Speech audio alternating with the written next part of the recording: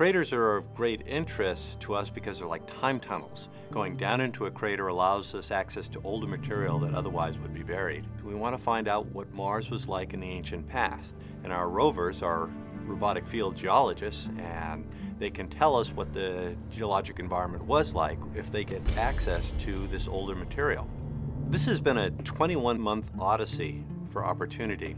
Ever since we left Endurance Crater almost 2 years ago, we've been driving towards Victoria Crater with the intention of eventually going inside the crater, because we realized from orbital imagery that this was the best, highest value science target for the rover after we climbed out of Endurance Crater.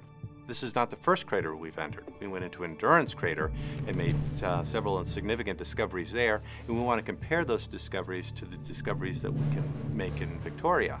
What we've been doing is a partial circumnavigation of the crater rim, looking for places to go in and getting a good look at the crater. You know, much like coming up to the rim of the Grand Canyon and then hiking along the rim of the Grand Canyon, looking at the features and looking what's exciting down in the crater and what can we get to. Our path into the crater will be driven by where we think it's safe to drive the rover. And we've been looking at the images not only collected by the rover itself, but the high-rise imagery that comes from the Mars Reconnaissance Orbiter. And looking at that to identify a safe path that has reasonable slopes and well-characterized terrain. We don't want loose sandy soil. We prefer to drive on hard rocky material. There's always the risk that something could happen to the rover, either because of the terrain of the crater or the rover itself has a failure of some sort. If we lose a wheel, you know, Spirit lost functionality in one of her wheels over a year ago.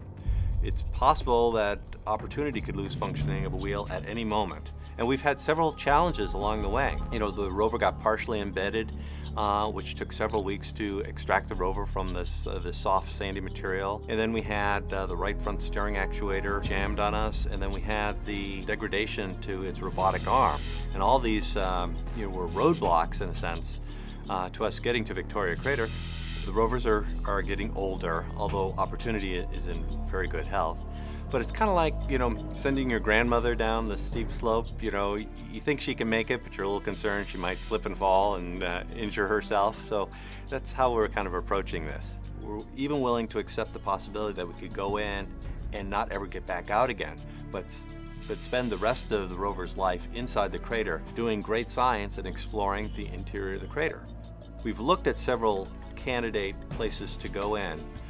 Duck Bay turned out to be the best of all of them because of its shallow slopes and well-characterized terrain.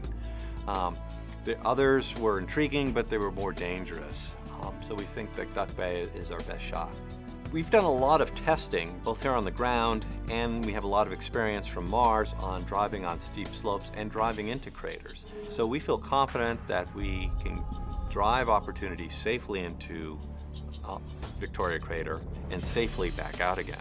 I mean, there's still a lot of fight left in these rovers in terms of being able to accomplish exploration and achieve great discoveries on the surface of Mars.